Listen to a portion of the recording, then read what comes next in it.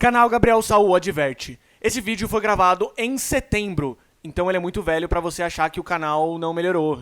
Então fica aí a dica, assista os novos vídeos, os mais atuais, que eles são muito melhores. É sério, gente, vai lá olhar. Vamos ver. Olha, estou passando, mas não está perto, tá passando para mamilo. Você tá gravando isso? Tô. Que bosta. Tá começando mais um de trás pra frente. E uma hora, todos nós temos que lidar com as consequências.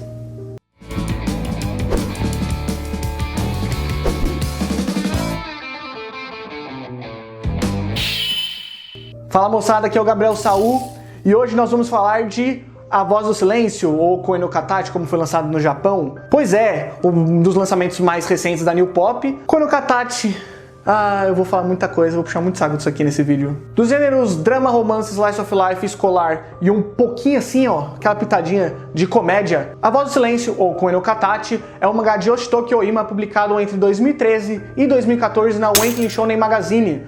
Koe no Katachi é um mangá de 7 volumes, tá? Agora vamos falar um pouco de algumas obras que saíram lá, que eu vou citar, a maioria já saíram aqui, então acho que fica mais fácil pra vocês. Nanatsu, Fairy Tail, GTO, Air Gear, Love Hina, vencedora do 19º Prêmio Cultural Osamu Tezuka na área de Novo Artista. Koe no Katachi foi, pois é, o vencedor de um dos prêmios mais importantes do mercado japonês, então a obra já vinha sendo considerada nova, interessante, blá blá blá e tudo isso aí. Vamos falar um pouco agora sobre as obras da autora. Mardaku Scrumble foi um mangá publicado entre 2009 e 2012, compilado em 7 volumes. Nessa obra ela só desenhava. E foi um mangá publicado na Besatsu Shonen Magazine. A Besatsu Shonen Magazine, pra quem não conhece, é a revista de Shingeki no Kyojin, ou, como foi lançado por aqui, Ataque dos Titãs, não é mesmo? Pela Panini. E o Akunohana, que pela tristeza do universo não saiu aqui ainda, pelo amor de Deus. Então, em 2011, a autora criou o One Shot Koe no Katachi, aquilo que deu origem à obra, que foi o primeiro rascunho, que foi lançado na Besatsu Shonen Magazine também. Pelo jeito, fez bastante sucesso na época, as pessoas pediram por uma série. Então, em 2013, foi quando começou a lançar Koe no Katachi, até 2014. O mangá que ela tá lançando atualmente é o Fumetsu no Anatae, publicado também na mesma revista, lançado lá fora do Japão com o título de To Your Eternity, que é publicado desde 2016 e tá com 3 volumes até o momento. E dizem que ele é muito bom, eu ainda não fui verificar o certo produto ali, mas estou bastante esperançoso pelo que ela faz, porque o trabalho dela é muito bom. Então, setembro de 2016, foi lançada a adaptação para cinema pela Kyoto Animation de Koe no Katachi, A Voz do Silêncio. Eu vou ficar falando o vídeo inteiro praticamente A Voz do Silêncio, Koe no Katachi, que é uma coisa de louco, assim, tipo, gente, é lindo, é absurdamente lindo. Que, antes disso, a Kyoto Animation é o estúdio responsável pelo Keion, pelo Clannad, pelo Suzumiya Haruhi no Yutsu, e também o mais atual, Kobayashi-san Chi no Made Dragon. E aqui o volume em mãos da New Pop. Eu tava um pouco receoso com o tamanho, com o formato, né, o tamanhozinho do mangá, que é 11,5 por 17,2. É um formato bem legal, na verdade, eu adorei. Como todos os mangás da New Pop, ele é em offset, com miolo costurado, né, como eles geralmente fazem. Geralmente não, atualmente eles só fazem assim, o que é muito legal, um formato bem bom mesmo. Adoro esse costurado, é difícil de as páginas soltarem, é difícil de acontecer alguma coisa. Ao preço de R$16, o que eu achei muito bom, muito satisfatório pro formato que ele é. Também com capas internas coloridas não, PB, preto e branco, quase falei errado. Segunda, terceira capa. Muito legal, adorei o formato, como já falei. Não é espelhado, tá? Que tem uma sinopse de cada volumezinho, da história e tal. Sobre a adaptação, diagramação, trabalho editorial, né, da New Pop. Eu achei gostei, achei bom. Mas, falando da New Pop, querendo ou não, é bem triste ter que falar isso. Sim, tem uns problemas de revisão. Encontrei, eu acho que uns 3 no primeiro volume e um ou 2 no segundo. É pouco, pelo menos a daqui pra cá foi menor, o que mostra que eles estão trabalhando nisso. E eu acredito que nos próximos, ou talvez um pouco mais pra frente, já que são 7, isso pare. Então é uma pena. Mas não decai o material, a história continua sendo ótima, então não se acanhem por causa disso. É triste, mas são poucas ocasiões em que isso acontece. A diagramação e o letreiramento tão ok's, bons.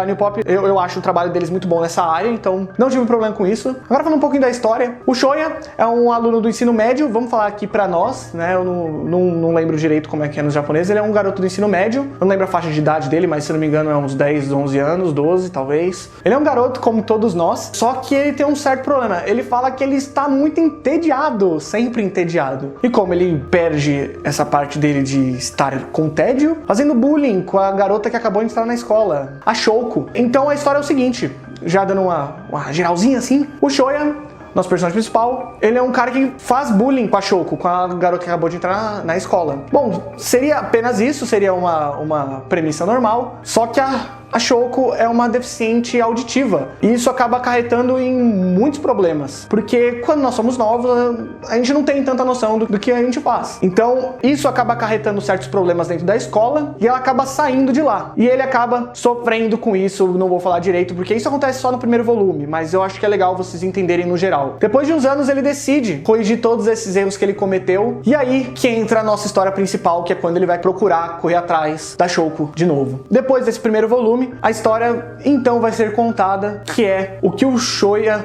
vai fazer para reaver a Shouko e resolver todos os problemas que ele teve com ela, com ele mesmo. Então a história é uma história de crescimento. É uma história de, como falei, consequências que vão ser resolvidas agora. Falando agora da animação, que é uma coisa maravilhosa, inacreditável, ela adapta, obviamente, a série inteira até o final, só que ela retira algumas coisas porque não dá pra adaptar 7 volumes. Na verdade, daria se dependendo da narrativa, mas nesse caso não. 7 volumes de uma obra. Então é um filme de 2 horas, 1h50 mais ou menos, se não me engano, que ele corta uma certa parte ali no meio do mangá, que eu não vou falar porque é meio que spoiler o que eles vão fazendo. Então ela junta o começo e o final, e ela praticamente mescla as coisas ali do meio da série e torna um filme, que é uma ótima adaptação. Ele tira algumas coisas, troca algumas outras, mas no geral é uma adaptação muito fiel, com ótima animação, com uma ótima trilha sonora. A fotografia do filme é muito bonita, é muito bem feita. Eu acho que vocês podem ver isso pelos posters também. Pelo trailer, eles têm ângulos muito bem feitos, ângulos que é tipo de tirar o fôlego, de tão bonito que é, de tão impactante que é. E o final, ele é muito parecido com o do mangá, mas ele é um pouco diferente, porque ele não adapta algumas coisas lá no final, nos últimos capítulos. Mas eu não vou falar muito sobre isso pra vocês terem a surpresa. É uma pena que não passou aqui no Brasil, até teve boatos de que ia passar por aqui, mas não aconteceu. Então a gente fica esperançoso de sair em algum lugar, sei lá, Netflix, ou a Crunchyroll mesmo, ou pelos cinemas aí, queira acreditar, mas é um filme muito bom, indico pra todo mundo mesmo, e não vai se arrepender. Filme de 2 horas, que parece que se assiste tipo em meia hora, 1 hora, de tão rápido, tão dinâmico e tão gostoso ele é de assistir. Eu vou tentar não soltar spoilers, porque eu já li a obra inteira, mas eu vou falar um pouquinho da minha experiência no geral. Sobre a história, eu acho a história ótima, com um desenvolvimento bem interessante. O problema maior é lá no meio do volume, da história, lá nos volumes, acho que de uns 3 até uns 5, 6, que ele começa a não enrolar. Porque eu não consigo chamar de enrolação quando você tá desenvolvendo os personagens. Porque é uma parte onde ela é mais lenta, mas os personagens são desenvolvidos constantemente. Personagens como o Nagatsuka. O Nagatsuka é um personagem chato no começo, mas ele começa a se tornar mais interessante conforme os volumes vão passando. No final ele é um personagem bem melhor como pessoa. Também tem a Ueno, eu acho a Ueno bem chata do começo ao fim, mas eu entendo o porquê ela daquele jeito, que é bem interessante na verdade. Aí o Zuru é uma personagem também que ela é muito interessante no começo, aí lá na metade ela meio fica, sei lá, parece que ela deu uma travada, mas ela continua, porque o importante dela é o começo, que ela é a ligação. Além desses personagens, também temos a Sahara e o Mashiba, que eles não são personagens muito desenvolvidos, eles estão lá para fazer algumas conexões de personagem também, de personalidade e tal. A representante de sala, que ela é um saco, meu Deus, que personagem chata, meu Deus. Mas ela também serve exatamente para desenvolver outros personagens, mas que esses 3 personagens que eu citei tem uma desenvolvida ali meio... existe, mas é pouca, eles servem como ferramenta para os outros. E também tem a mãe do Shoya, que ela é bem desenvolvida, ela é bem interessante.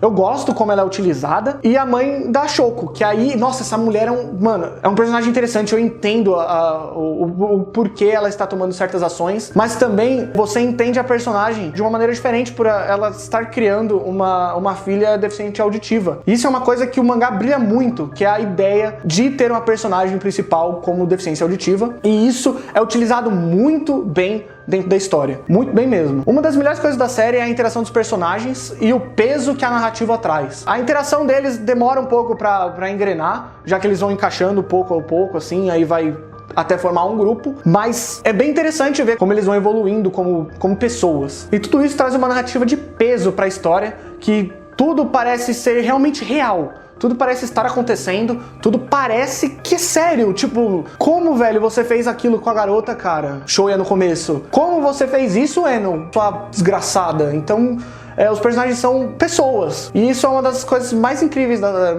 eu acho que é a palavra muito forte, mas muito boas que a série traz, que são personagens que você consegue se identificar com eles. Isso é uma coisa que a autora sabe muito bem fazer. Sobre o desenho e a quadrinização é simples, mas ela tem alguns momentos de brilho, como algumas páginas duplas, algumas quadrinizações que fazem antes e depois, que ela usa nos primeiros volumes, que são bem únicas. Eu acho que ela tem uma certa personalidade no traço dela. O final da série, eu vou falar só um pouquinho assim, não vou soltar spoiler, eu vou falar que eu gostei, muitas pessoas não gostam. Eu gosto de como aconteceu. Eu gosto do caminho até lá. As pessoas vão ter um pouco de problema, algumas, né? Algumas vão ter, outras não. Do que acontece no final, os capítulos extras finais, que tipo, porque algumas pessoas consideram eles extras, porque deveria ter terminado em um certo capítulo. Mas eu gosto bastante de como a série discorre e como ela termina. Então fiquem de olho, continuem acompanhando, né? No fim, Koe no Katachi é um mangá sobre conscientização e sobre aceitar como nós somos e como lidar com as consequências, obviamente. No geral, a série ela aborda esses 3 temas de uma maneira coerente. Então, no final, é uma coisa que fica com você pra sempre. Pelo menos, eu acho isso. Uma certa cena, que é o final, mais ou menos uma das partes finais do filme, que quem não viu, assista, porque é uma ótima adaptação. É chocante. Eu acompanhei o mangá semanalmente. Mais ou menos, eu li o one shot, e depois eu li os 2 primeiros capítulos que tinham acabado de sair, mais ou menos isso. E acompanhar semanal foi um sufoco, porque tem um certo acontecimento nos últimos volumes que é angustiante. Você não sabe o que vai acontecer, você não sabe como as coisas vão desenrolar dali pra frente. E nesse momento tem uma das melhores interações de personagem, que é junto com a mãe do Shoya, a Ueno e a mãe da Shoko. Que nossa, meu Deus, não vou falar muita coisa porque é spoiler, mas é um dos melhores momentos da série. E é isso, eu tô até tremendo, muita emoção. Agora, se curtiu o vídeo, clica no joinha. Se gostou ainda mais, se inscreve no canal. Se achou louco, bagulho louco mesmo, compartilha com os amigos que gostam desse tipo de material, de mangá. E é isso, eu acho que ficamos por aqui. Até o próximo vídeo. Oi, tchau.